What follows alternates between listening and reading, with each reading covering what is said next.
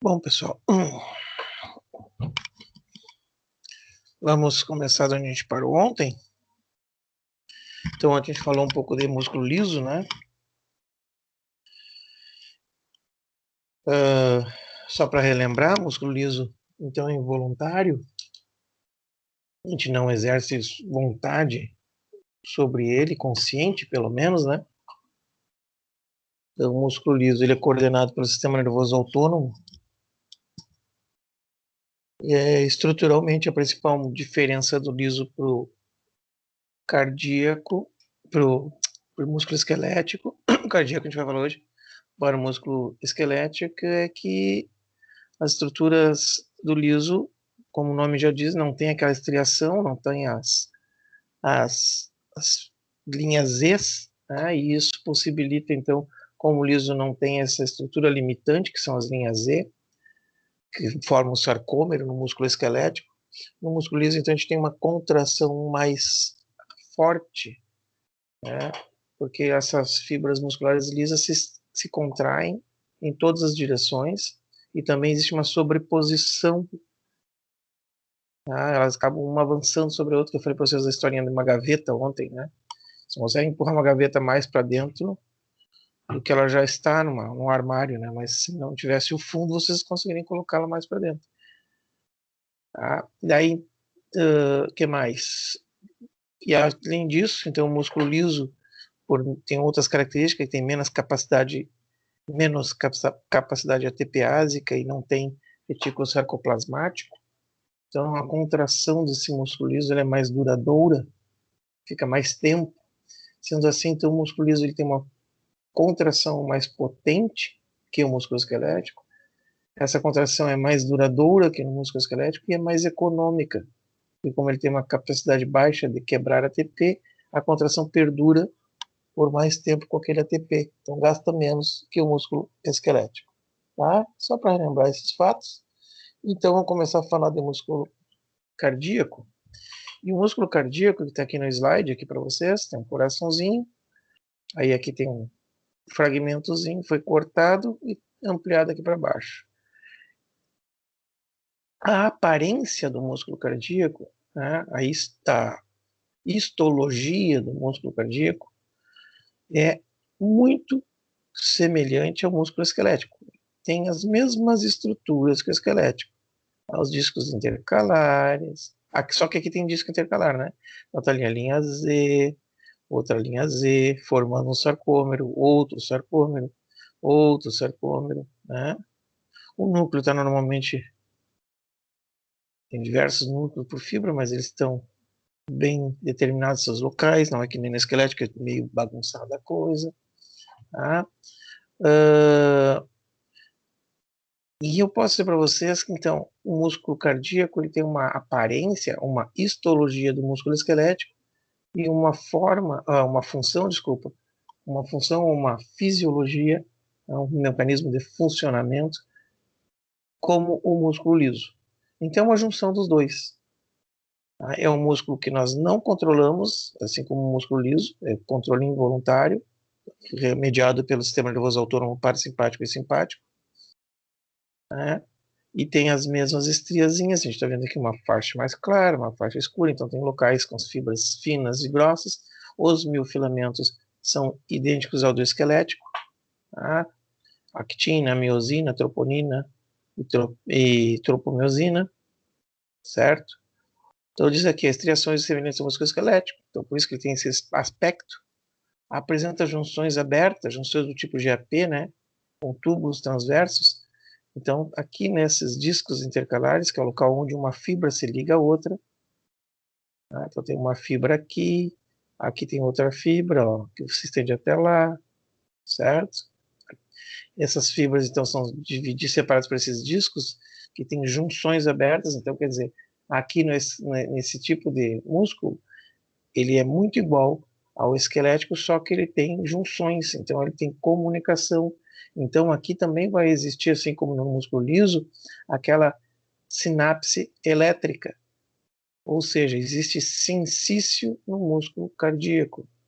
Né? Para quem não lembra, sensício é quando você estimula poucas fibras musculares e quase todo órgão responde. Eu falei para vocês, eu tiro uma pedra na água, afeta algum pedacinho da água na piscina, lá, por exemplo, e forma uma onda que toda a superfície da piscina é afetada pelaquela onda.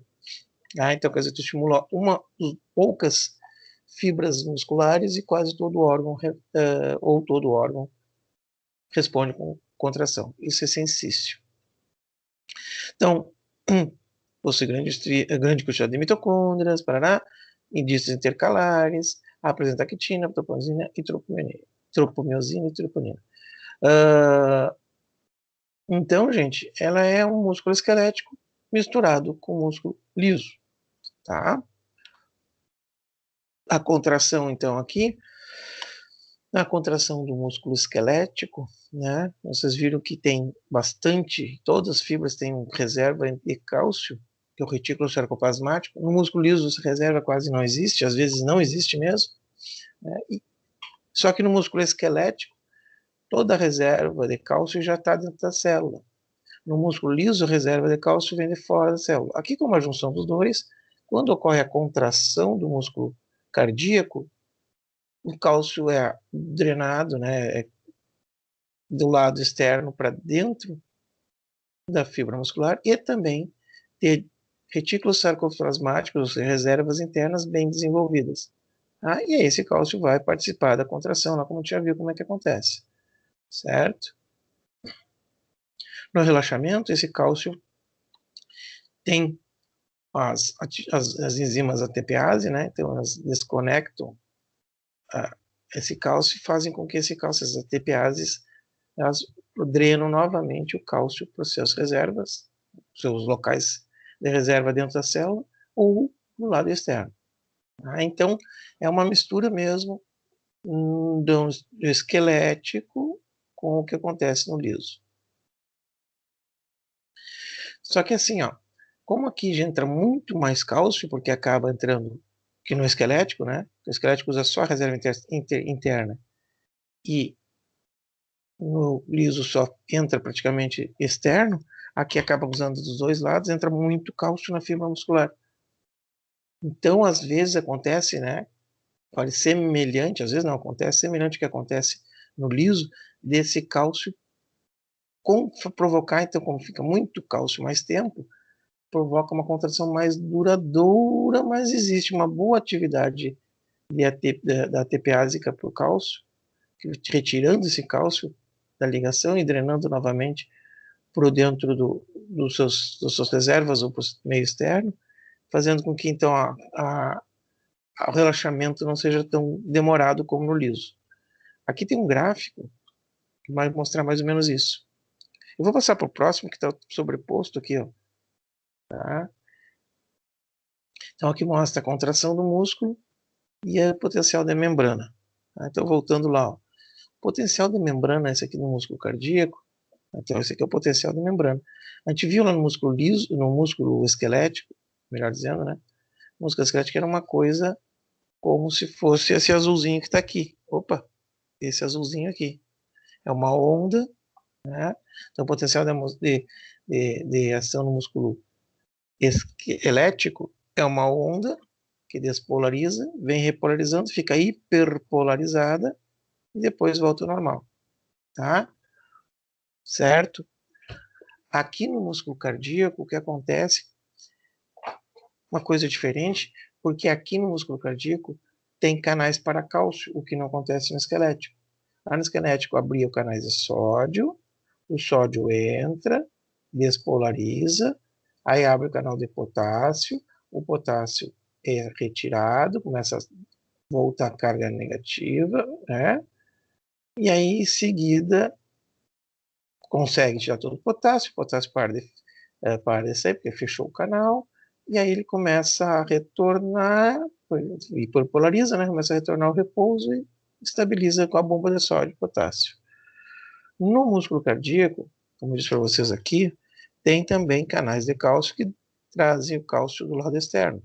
Além dos canais já existentes de sódio, que não estão representados aqui, tem os canais de cálcio. Tá? O que acontece? O que acontece? Que quando está sendo fazendo a troca, né? Fazendo a troca do cálcio, quando faz a troca do cálcio, isso provoca uma atividade dessa enzima, ela é uma trocadora, então ela tira o sódio, ela é uma bomba, né? Uma sódio-cálcio ATPase, que funciona junto com uma bomba de sódio e potássio, o potássio-sódio, né? Então o que acontece? O sódio fica aqui só para, como se fosse, ficar girando nessa bomba para fazer com que a gente tire o cálcio e coloque o potássio para dentro, tá? Nossa, isso aqui, ó, o que vai acontecer? Como está acontecendo isso aqui na hora de saída do cálcio, vai ocorrer uma, uma fase, um tempo em que o potencial da membrana se continua. Na verdade, vocês pegam livros de fisiologia, dizem que existe uma impermeabilidade da membrana ao potássio, enquanto o cálcio está entrando para dentro da fibra. Tá? Não é bem isso, mas para ficar mais fácil de entender, o que acontece? Chega a despolarização, né? Abre o canal, aqui, abre o canal de sódio, tá? Junto com isso, aqui não está bem na ordem, quase que instantaneamente abrem-se os canais de cálcio. Abrem os canais de sódio e canal de cálcio. Despolariza. Despolariza. Chegou lá no ápice. Tá? Contrai a fibra muscular. Sódio começa a ser drenado. Começa a ser retirado. Aliás, potássio começa a ser drenado.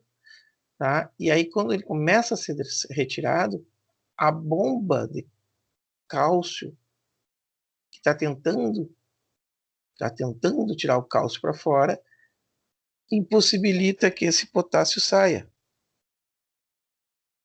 Ó, impossibilita que o potássio saia. Ela está tentando tirar o cálcio para fora, impossibilita. Por uma fração de tempo isso acontece.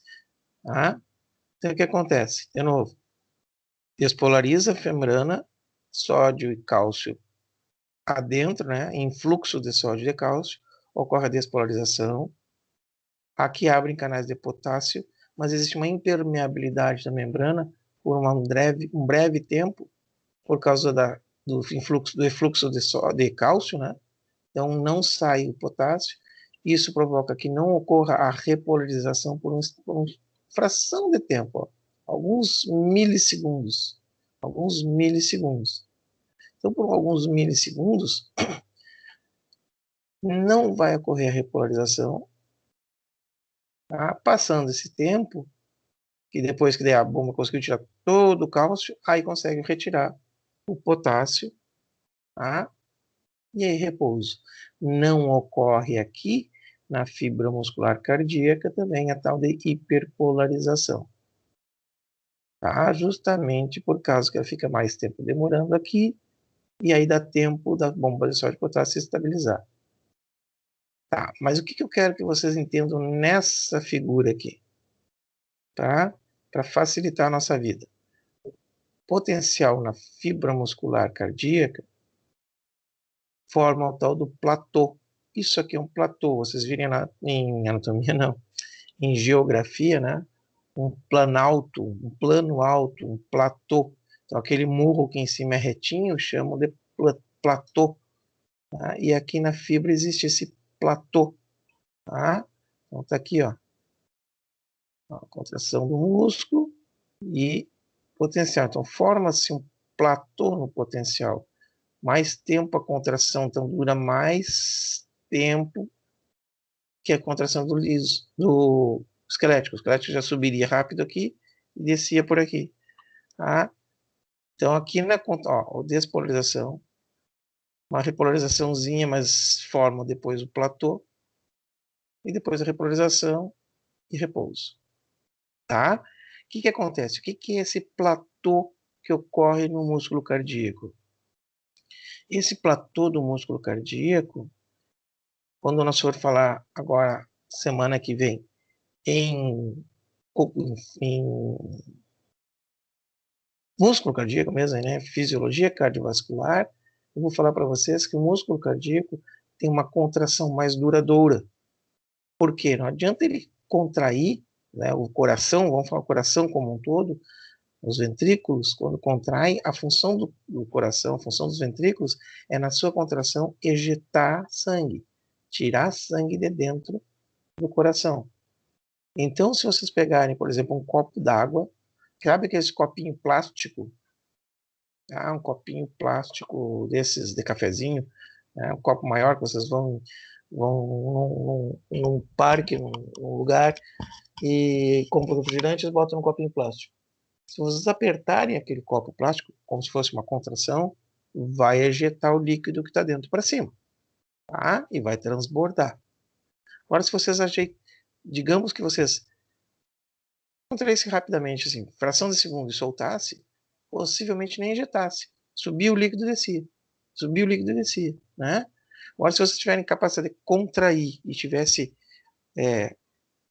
aporte de líquido dentro, como tem aporte sanguíneo dentro dos ventrículos, vocês a contrair, se ficassem assegurando aquela contração, esse sangue, ou melhor, esse líquido que está no copo, ia subir e ia continuar sendo ejetado. Então, o que acontece?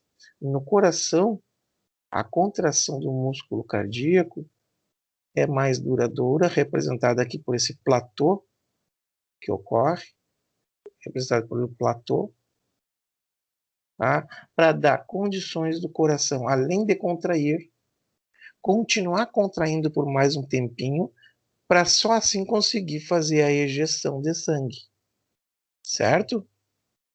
Nota que aqui, ó, a disposição quase que automática. Sim, está abrindo canais de sódio, que é um monovalente, e canais de cálcio, que é um bivalente. Então, entra 3 cargas, ao invés de uma, como no esquelético.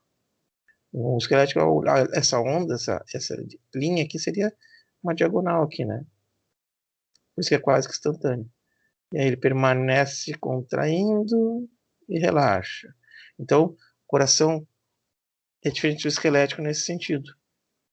O esquelético contrai, vou batendo palma aqui, ó, contrai, relaxa, contrai, relaxa, contrai, relaxa, contrai, relaxa. Para contrair precisa de mais estímulos, permanecendo mais tempo, né? Mas no músculo cardíaco, ao mesmo estímulo faz assim, ó. Então no esquelético, contrai, relaxa, contrai, relaxa, contrai, relaxa.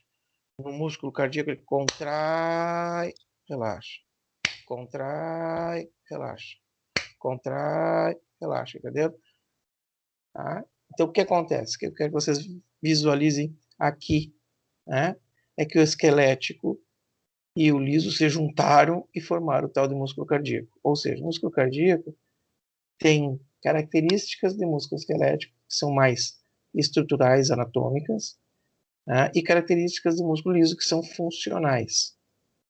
Tá? E dessa mistura, né, a função foi afetada porque provoca uma contração mais duradoura, que no gráfico se representa com esse platôzinho aqui.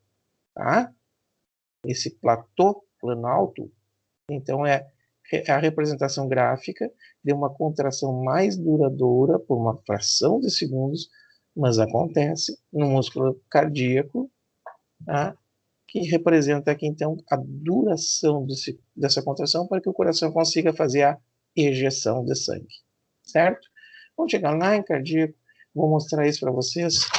Ui, caiu uma coisa aqui. Vou mostrar isso para vocês de novo, e aí vocês vão entender no ciclo como é que isso acontece, tá? Bom, gente, de cardíaco, ou melhor, de fibra muscular, é isso aí. Então, nós vamos deixar isso aqui para lá, já vencemos fibra muscular, e vamos começar hoje a falar de... Vamos falar de sangue, certo? Tá aqui. Então, hoje a gente fala de sangue, vamos iniciar hoje, segunda a gente termina, tá? Sangue e hematopoiese. Eu mandei hematopoese ou hematopoiese. Você pode encontrar com 2 termos em alguns livros por aí. A pessoa chama de hematopoese ou hematopoiese. Eu mandei isso aqui para vocês ontem, tá? Já está lá no e-mail de vocês. Depois que a aula estiver pronta, eu boto da mesma forma o link da aula. Então, o que é sangue? O que é isso que escorre nos vasos de vocês, né? Isso é um tecido. É um tecido conjuntivo líquido. É um tecido conjuntivo líquido. Nesse sangue a gente vai ter uma parte sólida, uma parte líquida, uma matriz celular, que é o plasma, e células, que é a parte sólida, né, que são os elementos. Então vocês vão encontrar como parte sólida, como células, como elementos figurados, são todos sinônimos que você usa, ou plasma, matriz celular, ou parte líquida, tá? Então, diversas formas dos autores por aí descrever. Mas nós temos uma parte que se chama plasma e outra que são os elementos figurados ou parte sólida do nosso sangue. Tá? Características. Então, tecido conjuntivo líquido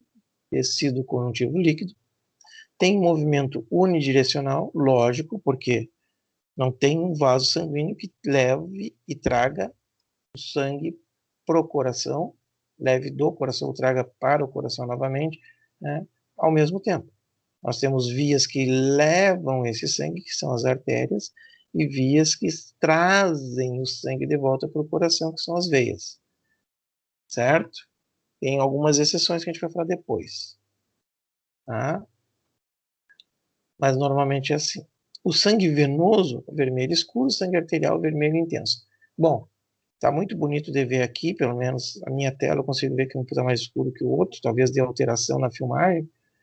Mas se você cortarem o dedo, não vão ver a diferença, né? Corta o dedo na mão direita e corta o dedo na mão esquerda, vocês vão olhar, né, a olho nu, a gente não tem muita capacidade de ver essa diferença, tá? Mas existe uma diferençazinha, tá? Por causa da coloração da oxihemoglobina.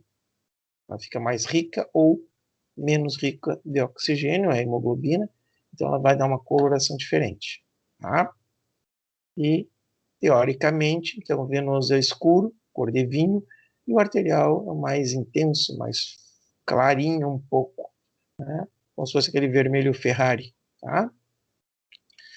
Após o teste, né, a avaliação por um esfregaço, fica amarelo, tá? Na verdade, não é que ele fica amarelo, é que coloca um corante ali, e aí fica amarelo, o corante pega, altera a pigmentação.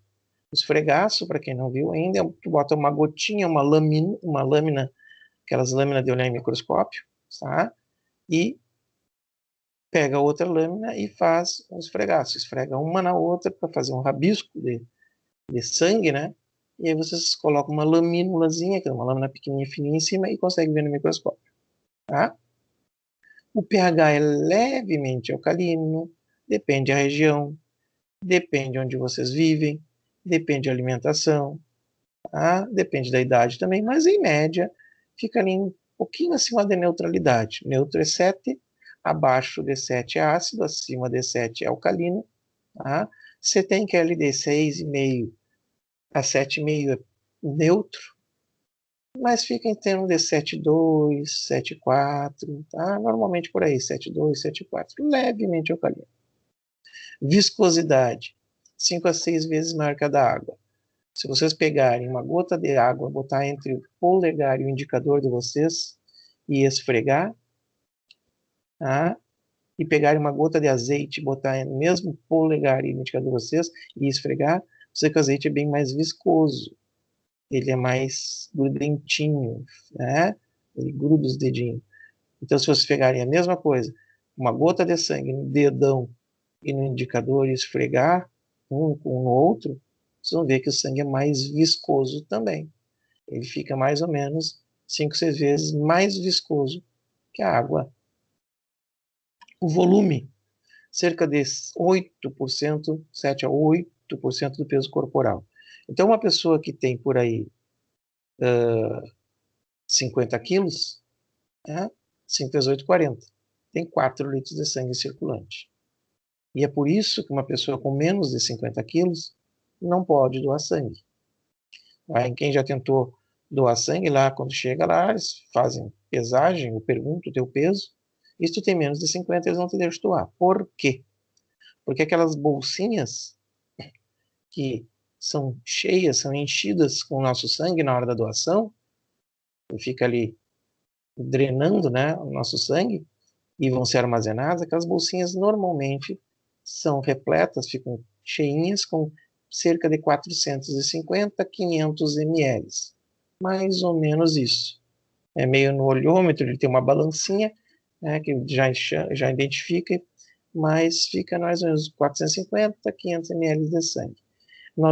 Se nós perdermos mais de 10% do sangue circulante, a gente já começa a sentir algumas anomalias, quer dizer, já começa a sentir tontura, fraqueza, mal-estar. Então, uma pessoa que tem menos de 50 quilos tem menos de 4 litros circulante. 10% de 4 litros é 400 ml. A pessoa obrigatoriamente vai ter que doar mais que 10%. Então, por isso, não deixam para a pessoa não passar mal, não sair dali precisando receber novamente aquele sangue, né? A temperatura do sangue é a temperatura corpórea do animal. Aqui está como 38 graus, porque a gente está falando de animais mamíferos, esses nossos animais de criação, mas isso aqui vai alterar. Se for aves, né, aves tem uma temperatura mais ou menos cerca de 41, 41,5 corpórea, então o sangue deles vai estar 41, 41,5. Peixes, peixes tem sangue frio, que a gente chama, né? O corpo deles vai ter uma temperatura que reflete a temperatura da água. Se um peixe está numa água fria, a temperatura dele é quase a mesma da água. E o sangue dele, então, é aquela temperatura. Então, se o peixe está numa água a 15 graus, sua temperatura corpórea está nessa faixa. E o sangue está nessa faixa. Tá? Então, vai depender muito da espécie. Mas em mamíferos, cães, gatos, bovinos, ruminantes, de maneira geral, equinos, suínos, azinos, né? Fica aí em 38 graus. Tá? Concentração de sal, 90% da parte, né, possui sal, o sódio e o cloro. Temos bastante abundância de sódio e cloro. 90% de concentração de sal. Então, podem diminuir o sal da dieta de vocês, que não tem problema, tá? Você come comida tão salgada. Volume no aluno, que eu disse para vocês, 8% do peso, né, de 4 a 5 litros, até às vezes mais, né? Uma pessoa de 100 quilos tem 8 litros. Tá? Tem mais ou menos isso. 100 quilos vai ter uns 8 litros. Então, vai depender do peso corpóreo. Em média, 8% do peso. Certo? Voltando aqui, esse tiozinho que eu boto na frente aqui, gente, para quem não conhece, é em média. Em média 38, em média 7,2, 7,4, em média 8, tá? Funções do sangue ainda, né? Tá? Principal função é o transporte. Como ele está circulando, né, no nosso organismo, ele leva e traz nutrientes e resíduos. Então, transporte principal de gases, oxigênio, para nutrir tecidos, CO2, que é resto de metabolismo, nutrientes como aminoácidos, glicose, lipídios, enfim, resíduos metabólicos, ureia, creatinina, tá? Restos de bactérias mortas, enfim, hormônios. Nossos hormônios circulam pelo sangue. E aqui já vou falar para você, se eu já não falei, tá? Já falei quando eu falei em neurotransmissor, né? Volto a falar, lembrar para vocês que o hormônio obrigatoriamente tem que cair na corrente sanguínea e ser transportado. Então, como é que chama-se? A designação de hormônio se dá para aquelas substâncias que são produzidas no nosso organismo, caem na corrente sanguínea e são transportadas para fazer sua função adiante. Tá? O neurotransmissor é muito parecido com o hormônio, atua também da mesma forma que o segundo mensageiro, enfim, só que ele não cai na corrente sanguínea. O neurotransmissor é liberado em sinapses nervosas. Tá? O hormônio o hormônio cai na corrente sanguínea. Então, nós temos lá, por exemplo, a adrenalina, que é um hormônio, e a noradrenalina, que é um neurotransmissor.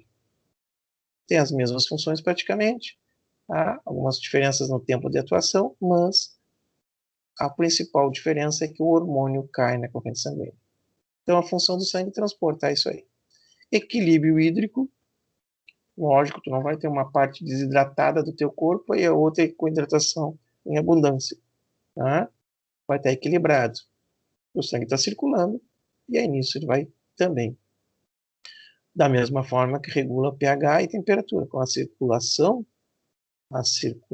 né, vai provocando que o pH esteja igual em todo o organismo de vocês e a temperatura esteja igual em todo o organismo de vocês. Voltando aqui ao transporte, né? É escrito que proteínas transportadoras, o sangue possui proteínas, e essas proteínas fazem o transporte de substâncias, principalmente hormônios, que são ligados a proteínas. A proteína mais abundante é a albumina. Ela não é a que mais transporta, ela é a mais abundante. Existem proteínas que carregam ou transportam muito mais que a albumina. Por exemplo, vamos botar comparativamente. Digamos que a albumina é um carro, cabe 5 dentro. Os documentos do carro lá de 5 pessoas, 2 na frente e 3 atrás. Existem proteínas que são um ônibus, carregam 50. Né? Então, a proteína albumina consegue carregar, por exemplo, 4 moléculas de um determinado hormônio, 5 moléculas de um determinado hormônio. Já outra proteína, X, quando chegar em endócrino, não vou tocar o na cabeça de vocês, carrega 50, carrega 300. Só que a albumina é maior abundância. Então, como ela tem maior abundância no nosso sangue, essa proteína aqui, ela se torna uma das mais importantes. Tá? Por isso que ela é tão citada. Transporte, então. Aí esse transporte se dá por causa das proteínas transportadoras, principalmente. Tá? Mas tem coisas que não precisam ser ligadas a proteínas transportadoras. Né? Muitos nutrientes, enfim. Mas existem.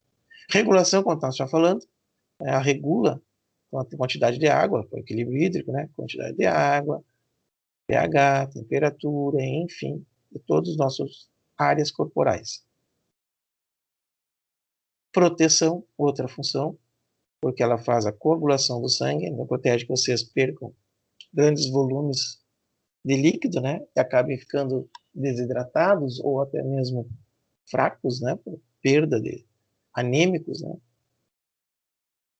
Fagocitose, então proteção, então temos células que fazem a destruição, captura de corpos estranhos, e anticorpos, que são células de defesa. Então tudo isso aqui faz a defesa, né?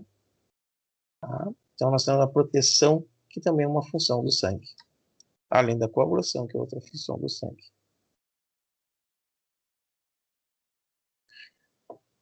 E assim, aí eu falei lá para vocês no início, né, que vocês podem encontrar hematopoese ou hematopoiese, mas não falei o que era, né? Oscila sangue e hematopoese ou hematopoiese. Tanto um quanto o outro está correto. São termos usuais. E o que é isso? É o processo de formação de células. Então se chama hematopoese processo de formação de células. Normalmente essa formação, essa origem dessas células é de uma célula mãe, que a gente chama, né? Uma célula tronco, uma célula mãe. Então as células se originam de células tronco, hematopoéticas. São células da medula óssea, né? Então, aquelas células tronco, células da medula, que dão origem a todas as outras células.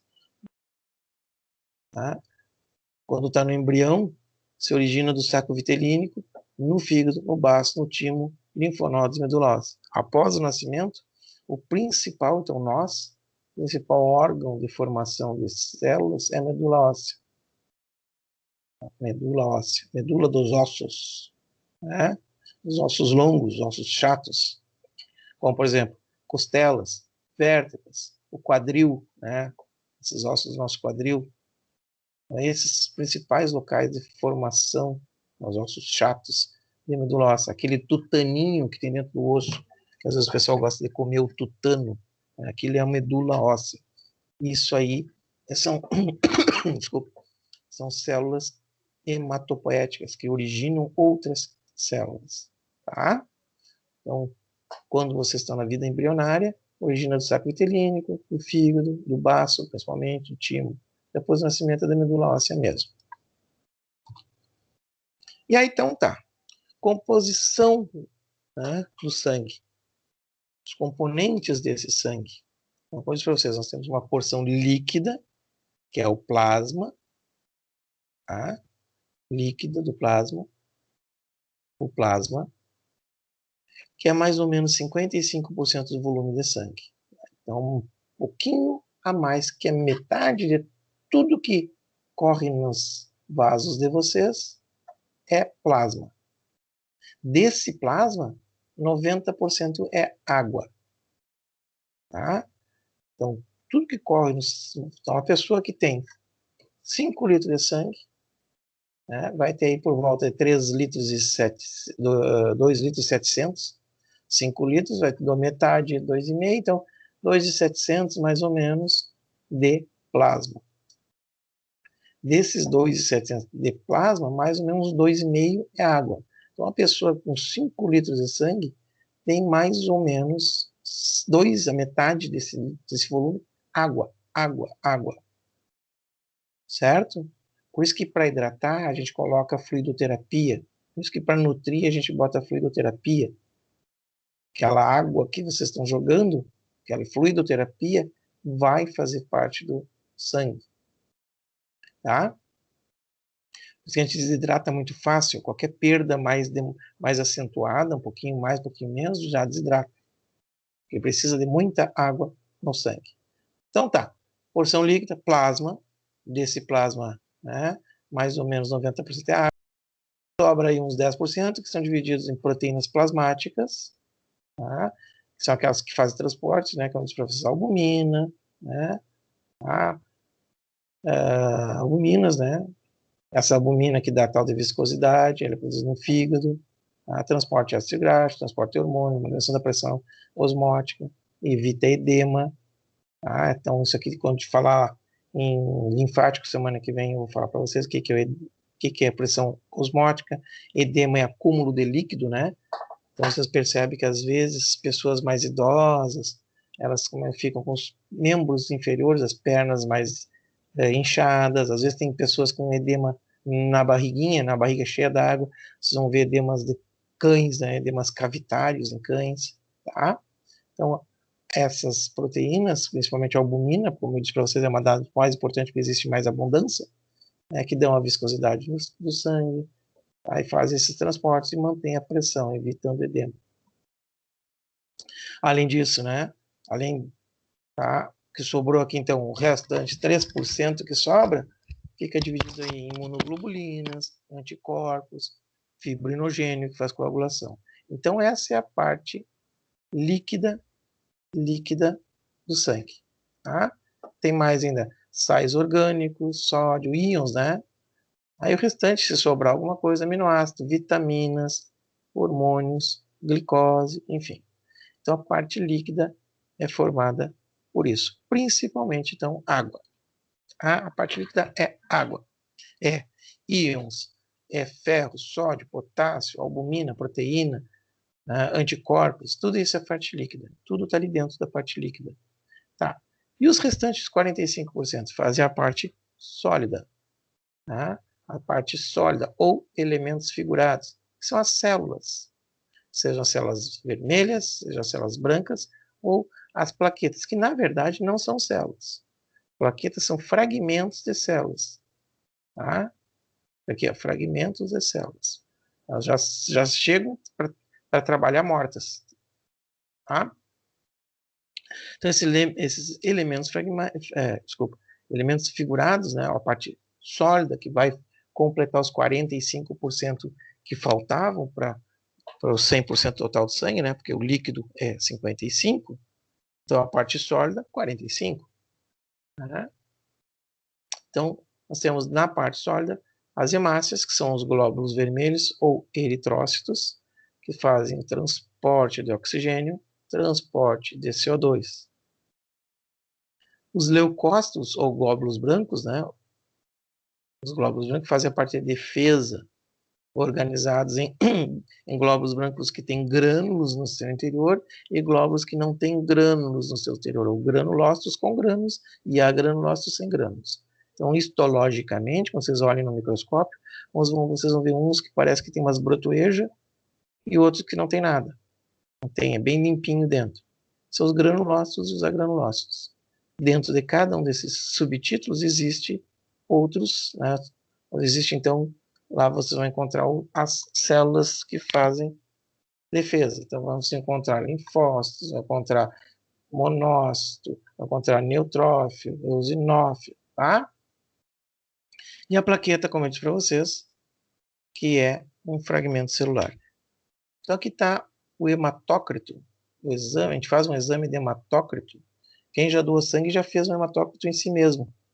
Quer dizer, vocês não, fizeram em vocês, né? O que faz quem já doou sangue?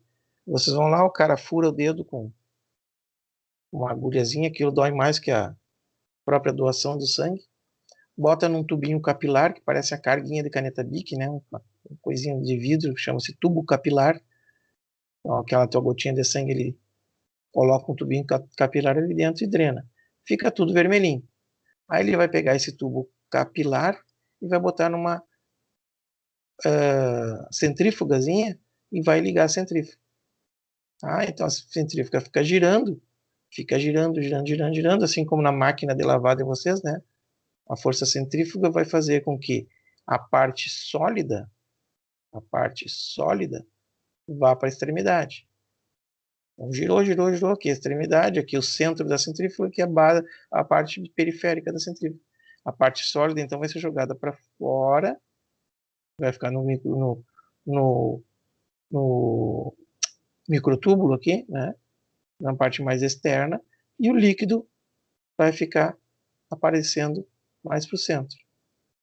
Então, aqui você faz uma percentagem de glóbulos, de células, né, a parte sólida para a parte líquida, certo? O hemograma é o exame completo do sangue. Então, ali no hemograma, vocês vão ver a quantidade que tem e os tipos, né, a quantidade que vocês têm ali de células vermelhas, a quantidade que vocês têm de células brancas, que formam aquela coroa em cima, dividindo os dois, tá? E qual é a quantidade e quais que vocês estão ali. Então, um estudo um pouco mais avançado disso aqui. Isso aqui é só para ver, o hematócrito vai mostrar a relação entre plasma, né? Relação entre plasma e células. Só isso. Relação entre plasma, então a parte líquida e a parte sólida. Quando então você vai fazer a doação do sangue, eles fazem aquela centrifugação rapidinho ali para ver se vocês estão anêmicos, tá? Ou se vocês estão desidratados. Se vocês tiverem menos parte vermelha aqui do que o 45%, vocês estão anêmicos. Se vocês tiverem menos água do que os 55% que deve ter, vocês estão desidratados. E se vocês estiverem tanto anêmicos ou desidratados, vocês não podem doar sangue, que eles não vão deixar. Tá? É a porcentagem de sangue que é constituída por células. É isso aqui, os glóbulos. Tá? Então, isso aqui é hematócrito. Um examezinho fácil, fazem 3, 4 minutinhos e já percebe se a pessoa está desidratada ou anêmica. Tá? Depois, o hemograma vai te dar um estudo mais completo, vai saber quais são as células que estão ali, qual é a quantidade de células que está ali. Aqui só me dá volume de cada um deles, certo? Entre eles fica ali uma coroazinha, né, mais branquinha, que são os glóbulos brancos. Voltando um pouquinho, só para poder fazer um link, né? Então, quanto à cor, né, o sangue venoso, desculpa, o sangue venoso está aqui embaixo. Sangue arterial é um vermelho vivo, sangue venoso vermelho escuro. Tá? Para mim poder voltar a falar da hemoglobina, né? Isso se dá por causa da ligação da hemoglobina, formando, ora, oxihemoglobina. Tá? Então, o sangue arterial é mais claro porque é bem mais oxigenado. Pois a hemoglobina circula sob forma de oxihemoglobina. Já quando é vermelho escuro, porque já ou CO ou CO2. Então, transportando carboaminohemoglobina, que é o CO2, ou carboxihemoglobina, CO, monóxido de carbono. A ligação do oxigênio com hemoglobina, ou a formação de oxihemoglobina, é reversível, fraca, é uma ligação fraca, facilmente se desfaz. A ligação do CO2 com a hemoglobina, formando carboaminohemoglobina, também é reversível, uma ligação fraca, e se desfaz bem fácil. Já a ligação da hemoglobina com o monóxido de carbono é uma ligação mais estável, é uma ligação mais duradoura, é uma ligação que não se desfaz com facilidade. Tá? O monóxido de carbono tem uma afinidade muito grande pela hemoglobina e é difícil de desfazer essa ligação. Por isso que o monóxido de carbono é mais tóxico em termos, né, do que o dióxido de carbono. Tá? Só para dar um link aqui. Propriedades físicas do sangue. Volemia. Volemia. Volemia. Volemia, como diz aqui, é o volume de sangue circulante. O volume total de sangue circulante. Tá? É o que nós temos no sistema vascular. É o volume total desse sistema circulante. O que tem no sistema vascular. A gente já viu que é 8% mais ou menos, né? Então, assim, o volume total de sangue circulante é aproximadamente 8% do peso corporal. Mais ou menos aí 75, 80 ml. 8% dá 80 ml por quilo, né? Certo? 80 ml por quilo. Uma pessoa com 1 quilo tem 80 ml. Uma pessoa com 10 quilos tem 800 ml. Uma pessoa com 100 quilos tem 8 litros. Tá? Mas é o volume total, volemia, o volume total circulante. Tá? É o que está circulando no sistema vascular. E a gente chama de volemia. Essa volemia, gente, ela pode ser alterada. O nosso volume de sangue circulante pode ser alterado. Então, existe a tal de normovolemia. Normovolemia é o termo que a gente vai usar quando o volume circulante está normal, está naqueles 8%. Hipovolemia é quando o que está circulando é abaixo do normal. Tá? Então, vocês vão receber um animal e na ficha dele vai estar lá assim, animal hipovolêmico. Tá? Vocês já sabem que ele está com volume de sangue abaixo do normal. Ou hipervolemia, que está acima do normal. Então, nós temos normovolemia, hipovolemia e hipervolemia para designar o volume de sangue que está circulando. São termos que vocês vão ter que saber o resto da vida e vão usar muito em clínica, principalmente. Então, essas variações, normo, hipo e hiper, podem ocorrer de maneira fisiológica ou patológica. De maneira fisiológica, né, nós temos alterações no volume circulante quando nós vamos para altas altitudes, lá para o pico do Everest, muda. Tá? Quando a gente tem contração do baço, principalmente por causa do exercício físico, né? Então você começa a correr, às vezes ocorre contração do baço, ejeta mais sangue dentro da circulação. Como assim ejeta mais sangue? Nós temos órgãos de reserva. O baço, o fígado e o próprio coração são órgãos de reserva. O próprio coração, ao se contrair, não ejeta todo o sangue que existe dentro dos ventrículos.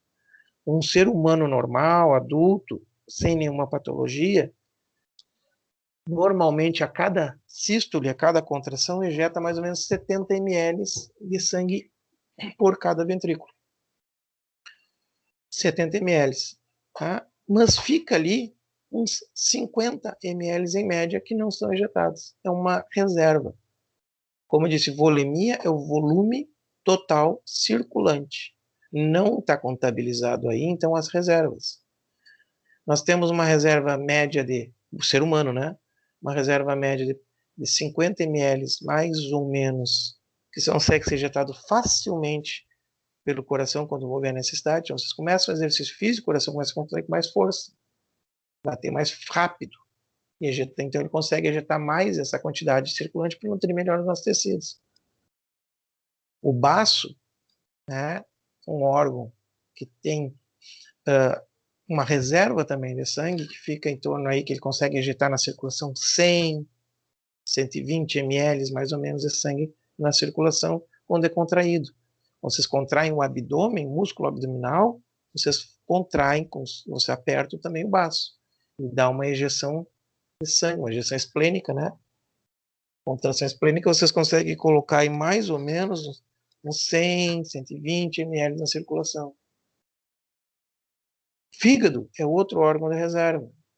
Se houver necessidade, ele consegue ejetar também uma quantidade de até 200, às vezes depende do tamanho, né?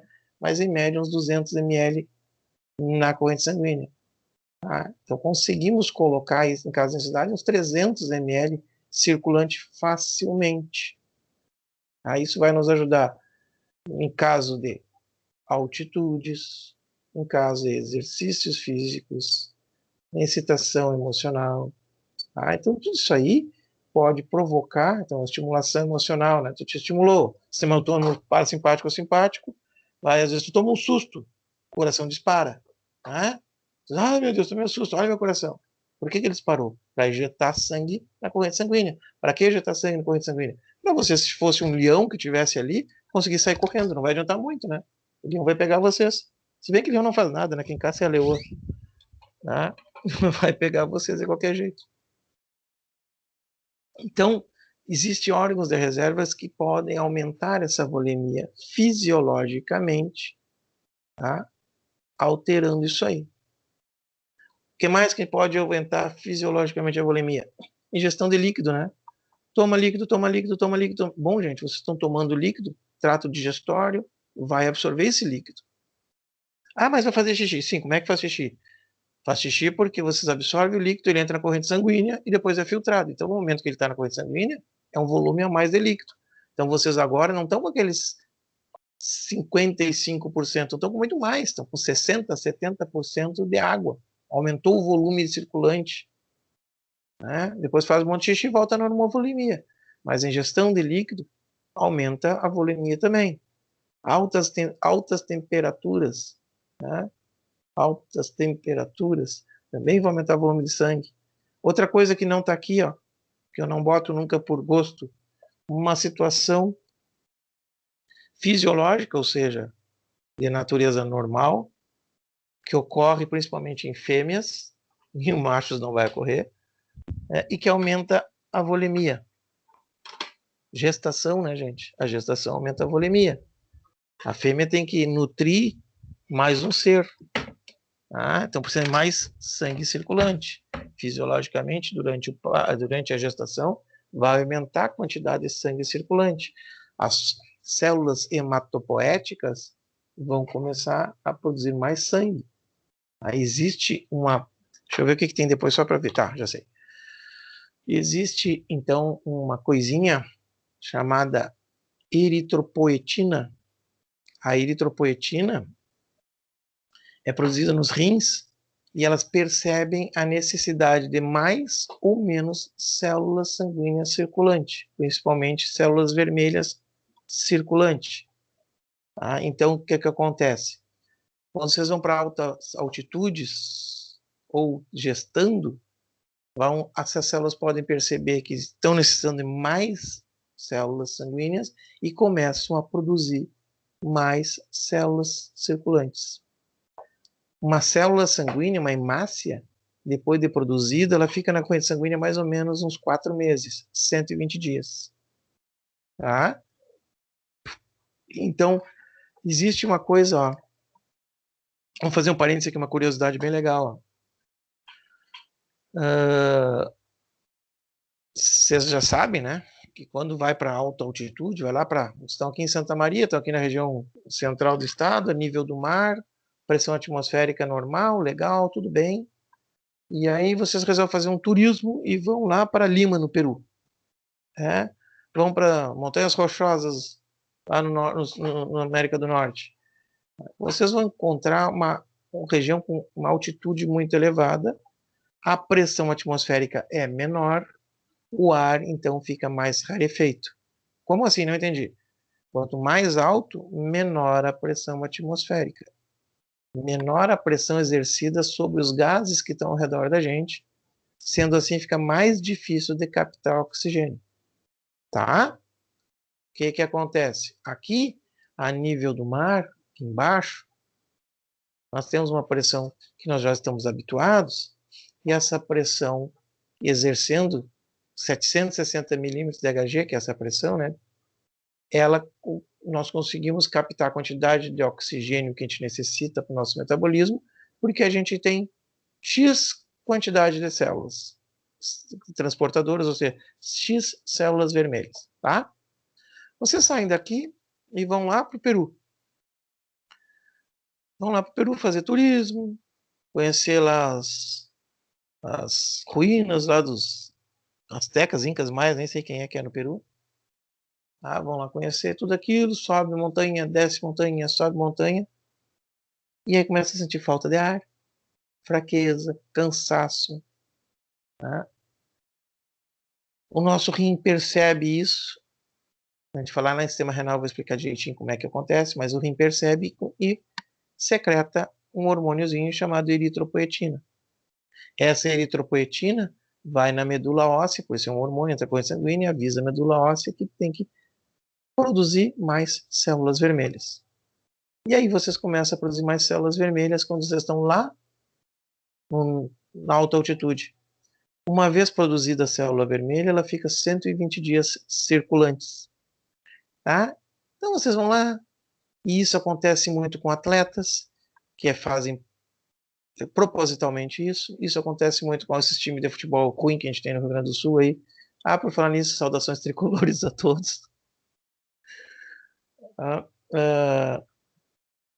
Acontece muito com esses times ruins aqui, que o pessoal vai jogar, fazer as pré-temporadas em Caxias do Sul, Gramado. Às vezes vão lá mesmo para o Peru, vão para Colômbia, vão para sei para onde, lugar com alta altitude. Para quê? Para treinar nesses locais. O pessoal fazia muito, hoje em dia não sei se tem isso, mas eu me lembro que quando eu fiz graduação, o professor comentou bastante isso com nós, que equinos, né, pessoal que tem cavalo de corrida, fazia isso também.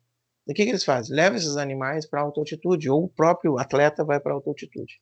Chegou lá, sente falta de oxigênio. Chegou lá, começa a fazer exercício, precisa de mais células sanguíneas para nutrir os tecidos. Começa a produzir mais células sanguíneas para nutrir tecidos. Fica lá um mês treinando e produzindo células sanguíneas. Certo? Ótimo. Volta agora para aqui, a nível do mar, volta para Porto Alegre, para Santa Maria, nível do mar. Aqui, ele precisava de X células para seu metabolismo. Ele foi lá para alta altitude, precisou de 2x células para fazer, ou seja, o dobro de células para fazer o que ele conseguia fazer aqui. Metabolismo celular simples. Quando ele volta, ele está com 2 vezes mais células sanguíneas do que quando ele saiu daqui da região com o nível do mar. E aí o que acontece? Essas células vão ficar circulando por uns 120 dias. Depois, lógico, vão ser sequestradas, né? O baço vai fazer sequestro, vai retirar das correntes sanguíneas, vai destruir essa célula, porque o que está em demasia, não há necessidade, é retirado. Só que por 4 meses, essa pessoa vai ter mais células vermelhas circulantes. Essa pessoa vai carregar ou transportar mais oxigênio. Essa pessoa vai ter mais disponibilidade de oxigênio para as fibras musculares. Essa pessoa, muito dificilmente, vai entrar em glicólise anaeróbica e produzir, então, em vez de ATP, lactato, ácido lático. Né? Então, quer dizer, as contrações musculares esqueléticas estão garantidas. O cara não vai ter problema de ATP. Ele tem oxigênio suficiente. Se ele não tivesse oxigênio, não gerava ATP. Lembra disso lá na bioquímica? Não gera ATP.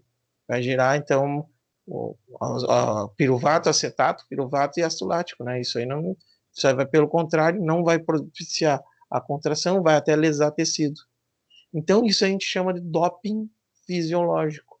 É um doping fisiológico em muitos atletas, às vezes o pessoal leva equino para fazer isso, tá? Para o animal ou para a pessoa produzir mais células transportando oxigênio e ter, por um bom tempo, mais células transportando oxigênio e com isso não cansar tão facilmente nos casos de exercício físico. O cara vai correr uma maratona bem mais tranquilo, tá? Vamos ver aqui. Não, que eu saiba não. Que eu saiba não, Lipe. Que eu saiba não, não. Tá? Porque existe uma variabilidade muito grande, né? Nem todo mundo tem o mesmo volume de sangue. Né? Ninguém, uma pessoa, predisposições genéticas, predisposições raciais, né? Predisposições até o local que vive. Lógico que um atleta lá do Chile, né, que mora na cordilheira, um atleta do Peru, né, tem mais hemácias que vocês. Né? Então, não tem como barrar esse cara quando ele vai fazer uma. Vocês vão fazer a Olimpíada, por exemplo, vão lá para as Olimpíadas, sei lá, na África, né, que está mais a nível do mar, não tem muita montanha lá. Tá? Então, lá vai ter atleta de tudo que é lugar, então eles não tem como dizer, só vai correr atleta com X células sanguíneas. Não, não tem como muito. Tá? Então é um doping, é um doping fisiológico. Tá? O que é proibido, né, é o doping químico, né? Às vezes existem também células, gente. Pessoal, o que acontece? Aproveitando-se disso, o cara às vezes, depois quando tiver respiratório, ontem eu dei esse mesmo exemplo, só que falando de uma coisa que você usa para descongestionar nariz, e o pessoal depois pega nos doping e diz, mas foi meu médico que disse que eu estava gripado. Não estava gripado nada. Aí o atleta diz, eu não sabia. Sabia sim. Assim como também existe eritropoetina, né? Sintética. Então o pessoal se injeta de eritropoetina, você usa eritropoetina, e não precisa nem ir lá para o norte, nordeste, né? Não precisa para o norte, para altas altitudes, não precisa ir para essa região. A gente injeta mais eritropoetina e com isso começa a produzir mais hemácias. Né? Tá? Só que vai ter que. E aí o que acontece? Aí eles vão pegar por algum sinalizador químico dessa substância e vão ver que o cara está dopado mesmo. Cada vez os dopings estão mais evoluídos e os testes também, né? Tá, gente? Então, esse é só um exemplo, só para ilustrar, para ficar bonitinho a aula. Bom, então temos variações fisiológicas que podem ocorrer. Então, uma hora a gente pode ter mais volume circulante ou menos volume circulante, é normal. Quando vocês estão dormindo, desculpe, o volume circulante diminui. Quando estão fazendo exercício físico, o volume circulante aumenta. Então, vai mudar muito da hora do dia, da atividade de vocês, mas é normal, tá? E as patológicas? Bom, patológica, como o nome está dizendo, é patologia. Ou um acidente, né? Leucemia, ó, a primeira patologia que apareceu aqui, né? Leucemia. Normalmente, o que a leucemia acontece é produção de células de defesa demais. Células como a leucemia, então, as células de medula óssea começam a produzir desproporcionalmente as células de defesa, e aí começa a produzir células de defesa demais, e o que acontece? Como ela está produzindo células de defesa, células brancas, leucócitos, leucemia, leumia, sangue, né? Então tem muitos leucócitos, aquelas células mãe estão produzindo só leucócitos, e ocorre detrimento ou diminuição das células vermelhas.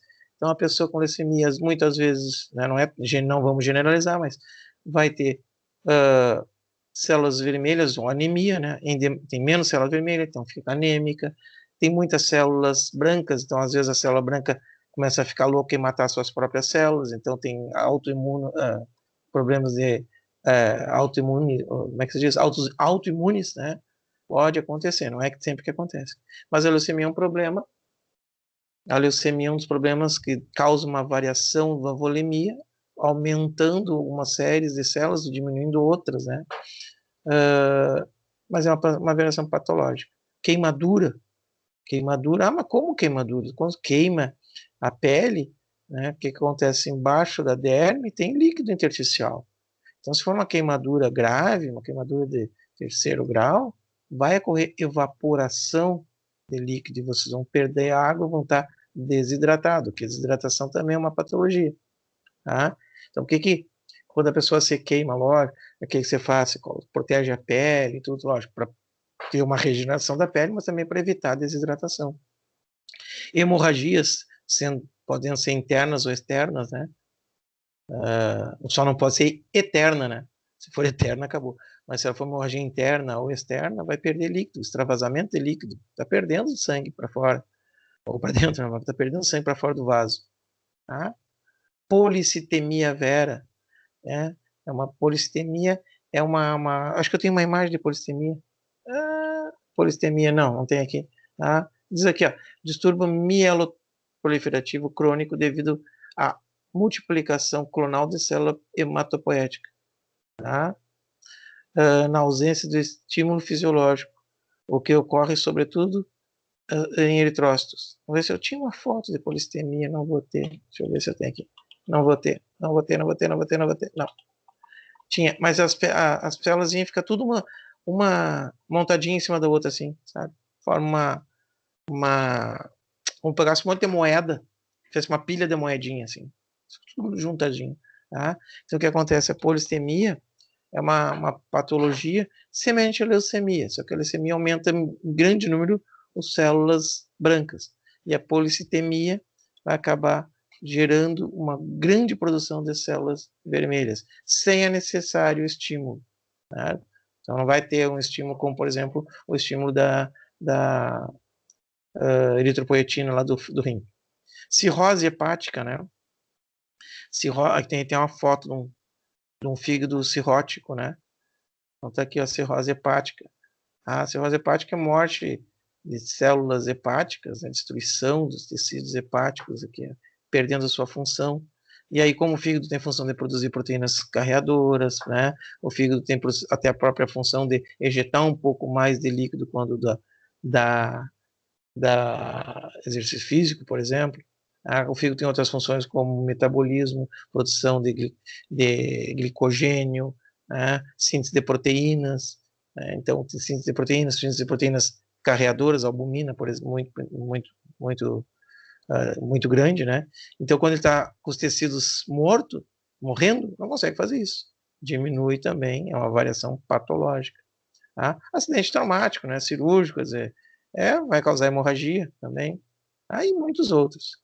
Tá? Então, o que acontece? Tem variações fisiológicas que são as normais, que acontecem no dia a dia, e pode ter variações patológicas, que é aquilo que nós não queremos que aconteça. E aí é que entra o doutor médico veterinário para evitar isso aí ou corrigir isso aí. Aí está aqui, ó, explicando o que é leucemia, né?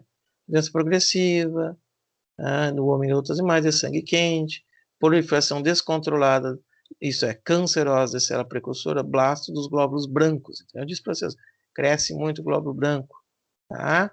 São divididos em 4 grupos, conforme são classificados em crônica, aguda, mieloide e linfocítica, de acordo com a evolução.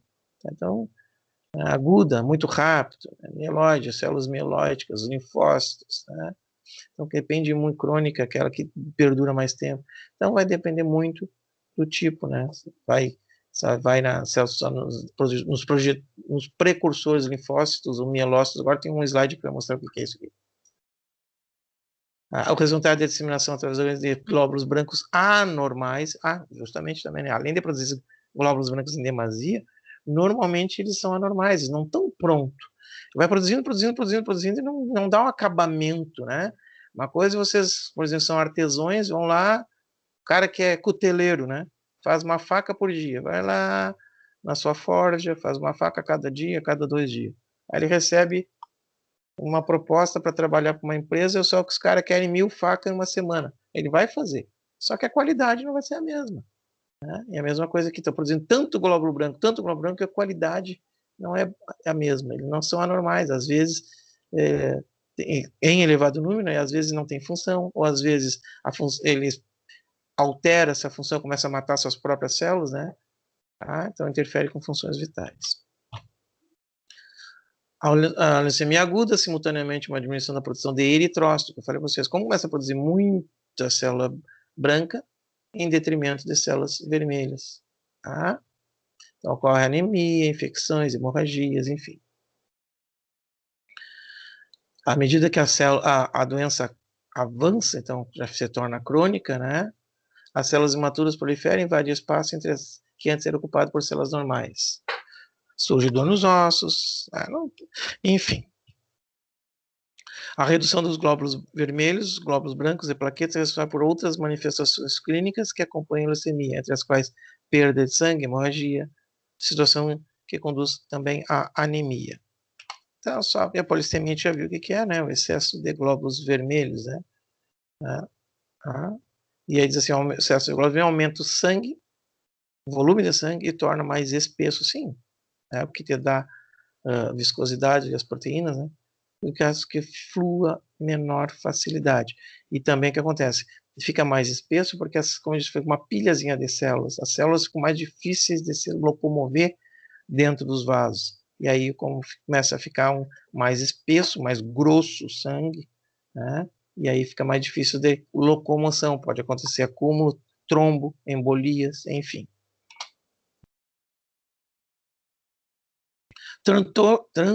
Transtornos que a diminuição da volemia pode causar. Bom, diminui a volemia. Diminui a volemia, diminui o sangue circulante. Né? Então não precisamos pensar muita coisa. Diminui o sangue circulante. Então a gente já tem falta de nutrição para tecidos. Né? Então, por exemplo, anóxia. Né? Ó, falta líquido para a circulação periférica. Falta de material nutritivo para o sistema circulatório. Então, anóxia. Alteração da atividade de tecido pelo aporte deficiente de oxigênio. Então, quer dizer, metabolismo já como se vocês simplesmente já não tendo oxigênio, já não produz mais ATP, daí já começa a porcaria. Então, tem diversos fatos, né? E aqui está o que eu falei para vocês, para frente vai ter o progenitor mieloide e o progenitor linfóide, né? Que eu falei para vocês daqui, diz assim, ó, em algum lugar, aqui, ó, os tipos de leucemia mieloides ou linfocíticas, né? É o tipo de células que você tem o progenitor mieloide e o progenitor linfóide. Então, hematopoese, gente, é o que eu falei para vocês, que é a transformação ou formação de células. Deixa eu só ver uma coisa aqui. Tá morrendo minha bateria, eu achei que fosse. Ó. Mas que morre, nós fique de novo. Vamos carregar.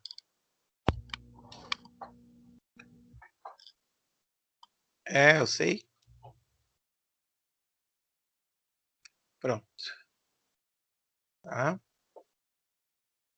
Então, hematopoese ou hematopoiese, é a produção de sangue, né, de células sanguíneas, ela vem lá, ó, da medula óssea, né, medula óssea, os ossos longos e chatos. Tá? Aqui, ó. Lá nós temos, então, uma célula tronco, célula totipotente ou pluripotente, né? Célula mãe, célula tronco, célula pluripotente, célula totipotente, tem diversos sinônimos, né? Essa célula vai dar origem a progenitores linfóides ou progenitor mieloide. O progenitor linfóide vai produzir linfócitos, tá? Vai produzir linfócitos. Linfócitos T, linfócitos B, tá? Os linfócitos B têm a capacidade de sair do sangue, atravessar a parede sanguínea e ir para os tecidos, e lá ele, então, encontrado no tecido, ele recebe o nome de plasmócito. Tá? Plasmócito. Células T, célula B, o linfócito B, se transforma em plasmócito quando vai para os tecidos. Tá? Esse mesmo progenitor linfóide produz linfócitos T. E também produz a tais de célula NK ou natural killer. Né? As células NK, ou natural killer, são os assassinos naturais que nós temos no nosso sangue. Nós temos uns malucos no sangue aí que saem matando todo mundo. São essas células aqui. Qual é a função disso aqui? Essas natural killers, elas... o nome está dizendo, né? Elas são naturais, elas não são patológicas, não são... Elas estão ali para isso. E elas são assassinas, elas matam mesmo. Elas não querem nem saber. Se elas achar que tem alguma coisa errada, elas destroem. Nós, gente, produzimos centenas, milhares, milhões de células todo dia. Células sanguíneas, células hepáticas, células cardíacas, células de tecido gastrointestinal, enfim. Poxa, são milhões, milhões de células produzidas diariamente. Vocês acham que nenhuma célula sai errada? Acho que todas saem formadas bem certinho? Não. Tem muita célula formada errada. E é normal formar célula errada. A formação é normal. Né? Vocês sabem, as nossas indústrias aí produzem quanta coisa estragada. Vocês compram um computador, já chega estragado em casa. Né? Existe controle de qualidade nessas empresas para que estão produzindo lá um produto, tem o controle de qualidade que vai verificar, consegue tirar alguma coisa. Mas mesmo assim, com o controle de qualidade, muitas vezes chega numa população produtos estragados. Mesmo assim, com o controle de qualidade, natural killers aqui, ó, é o nosso controle de qualidade. Se elas estão circulando no sangue, e aqui está tecido em azul, sangue, um vaso sanguíneo vermelho. Se ela encontrar alguma coisa e ela suspeitar que aquela alguma coisa não é certa, ela vai matar. Não quer nem perguntar, escuta, como é teu nome, identidade? Não, ela destrói. Tá? Se ela vê uma hemácia um pouquinho tortinha, ela vai destruir. Se ela vê um neutrófilo diferente, ela vai destruir. Tá? É para isso, para evitar que aquela célula se reproduza e a partir daquela célula errada começamos a ter outros problemas. Tá? Então, existem essas natural killers aqui, que são células linfocíticas, linfóides, né? Linfóides, melhor dizendo. Então, esse projetor linfóide, né, que vem da célula mãe, a célula tronco, né, ele produz esses três tipos de células. A mesma célula tronco pode se diferenciar e produzir o progenitor mieloide. Tá? O progenitor mieloide vai dar origem às células, os leucócitos, né, aos leucócitos e aos eritrócitos. Tá? Aos eritrócitos e o megacariócito.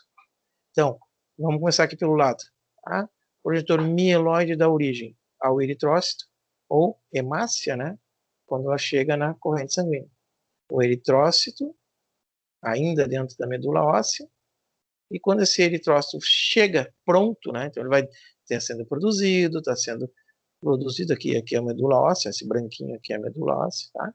Então está dentro da medula óssea, está sendo produzido, está maturando, está crescendo, está se desenvolvendo, tá? Esse termo é muito bonito, né, gente? O desenvolvimento. O desenvolvimento da criança, a criança está se desenvolvendo. Agora a gente vai pegar o termo mesmo. O que é desenvolver? É tirar o envolvimento. Olha que bonito, eu já estou aqui ficando até poeta aqui, né?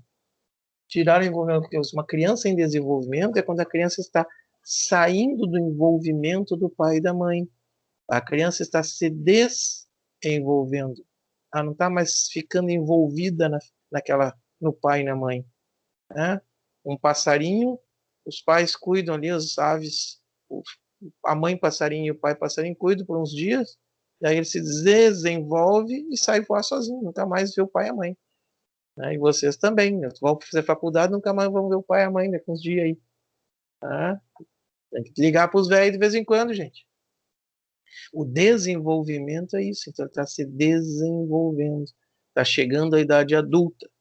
Quando ele chegou na idade adulta, que ele não depende mais do pai e mãe, que ele está sozinho, ele vai e se chama hemácia. Então esse termo de desenvolvimento é muito bonito na sua raiz, né? O desenvolvimento. E quando às vezes acontece, por exemplo, lá que acontecia o que eu falei para vocês da policitemia, às vezes o crescimento e a produção é tão grande que eles mandam, a medula óssea começa a mandar por sangue hemácias não desenvolvidas, hemácias bebês, sem função, se agregam, se juntam, enfim, assim como células brancas não desenvolvidas, no caso da leucemia, células jovens que não têm função, mandando as crianças para a guerra, tá? Mandando a infantaria para a guerra. Outro termo, né? Infantaria. Onde é que vem infantaria, gente? Sabe que infantaria é aqueles soldados do exército que andam a pé, né? Tem os caras da cavalaria que andam a cavalo, ou hoje em dia com tanque de guerra, os blindados, tem o cara da artilharia que vai lá de canhão, sei eu, né? E tem a infantaria vai a pé. Isso aí é porque antigamente, lá nas grandes guerras iniciais, lá, romanos e não sei o quê, acabava, já tinham matado toda a população, os romanos invadiam um lugar, tinham matado toda a população, já estava morta. Quem é que vai lutar agora? As crianças, os infantis. Então a infantaria, há 2000 anos atrás, aí sei lá, a infantaria era aquele exército formado por criança. Então mandava as crianças na frente, a infantaria sempre vai na frente. Então os infantis iam na frente, desentocava os bandidos e vinha a cavalaria atrás com os adultos para matar. É o que acontece. E aqui também, ó. Então, os infantis na leucemia acabam chegando nessa hora. Mas já se falamos em leucemia, estamos falando de produção de sangue, né? Falando da forma fisiológica como isso acontece. Então, essa célula tronco, ela vai dar origem a um progenitor mieloide, e esse progenitor mieloide pode originar o eritrócito, um megacariócito, tá? O eritrócito, então, o eritroblasto vai se desenvolver, vai chamar eritrócito ou hemácia. O megacariócito na medula, quando está dentro da medula, o megacariócito ali em branco, ó, tem um núcleo. O megacariócito é uma célula. E aí, quando essa célula morre, ela se desenvolve e morre. Ela se desenvolve e morre, ela é jogada no sangue. E aí você forma as plaquetas, que são fragmentos, pedaços do megacariócito. E é esses fragmentos, esses pedaços do megacariócito que fazem a coagulação do sangue. Tá? O progenitor mieloide pode também desenvolver e formar células brancas, células tais de leucócitos, que são os neutrófilos, os monócitos, os eosinófilos, os mastócitos e os basófilos. Nota que uns têm grânulos dentro, ó. Grânulos, tem grânulo, tem grânulo, tem grânulo. Esses são os granulócitos. Os que não têm grânulo, monócito e mastócito, são os agranulócitos, não tem grânulo. Tanto o monócito quanto o mastócito conseguem, assim como os linfócitos B, atravessar a membrana do vaso sanguíneo e chegar aos tecidos. Sendo assim, eles conseguem alcançar bactérias, alcançar corpos estranhos, vírus, enfim, que não estejam dentro do sangue. Né? Vírus, bactérias, corpos estranhos. Né? O monócito sai do vaso, atravessa o epitélio vascular e chega no tecido, e aí ele cresce, aumenta grandemente seu poder, cerca de 100 vezes o poder de fagocitose, a mais do que o monócito, e agora aqui então ele é chamado de macrófago.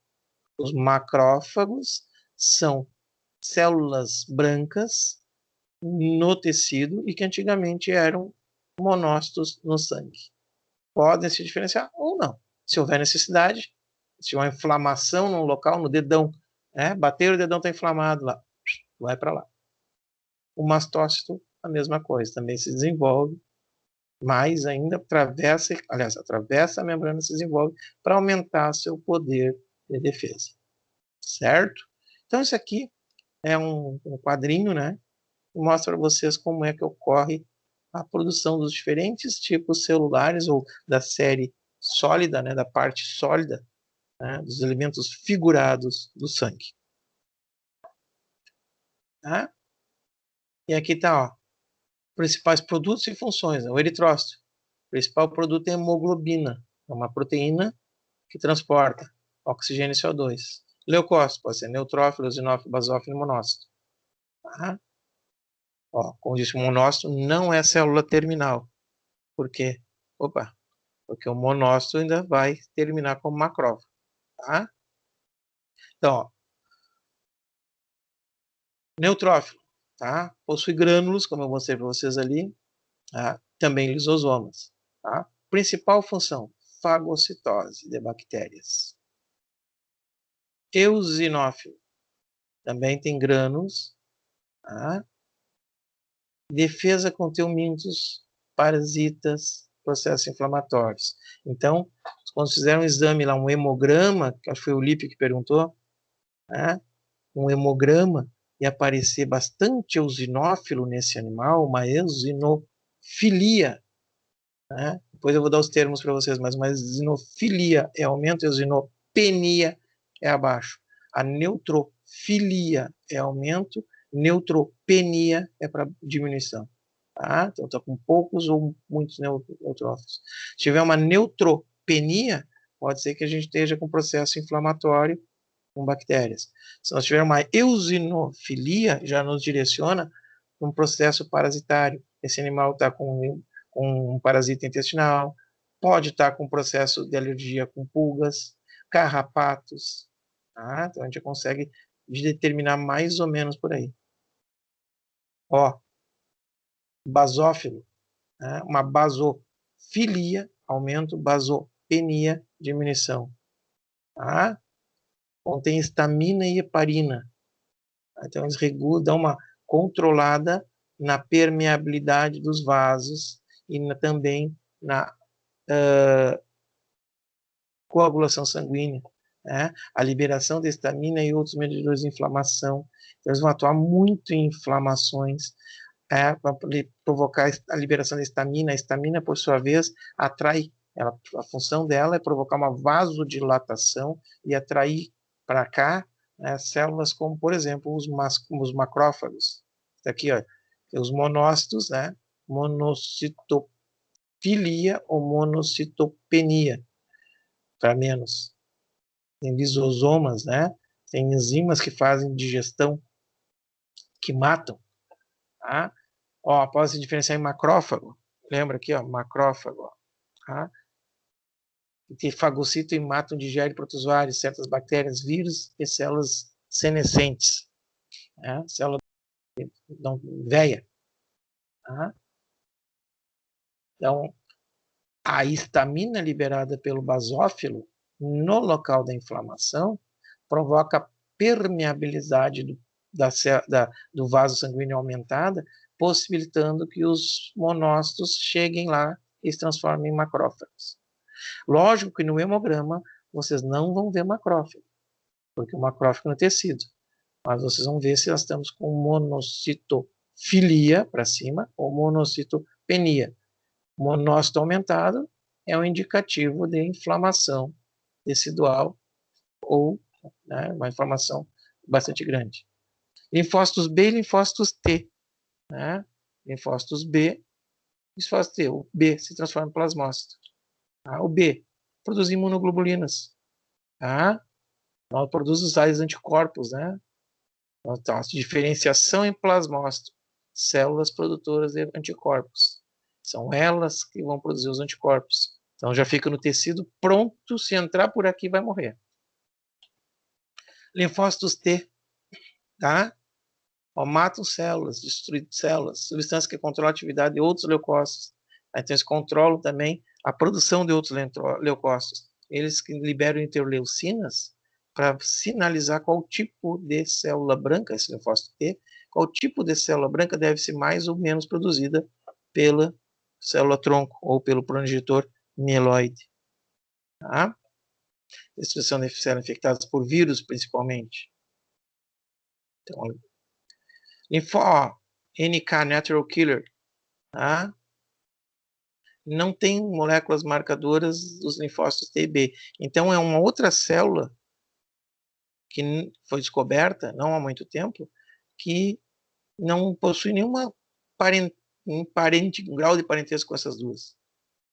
Atacam células infectadas por vírus e células cancerosas. Cancerosas não só, né? Qualquer célula que identificar que pode se transformar em um câncer ou que seja diferente. Eles não querem nem saber, se o cara não é igual ao padrão, vai morrer. Tá?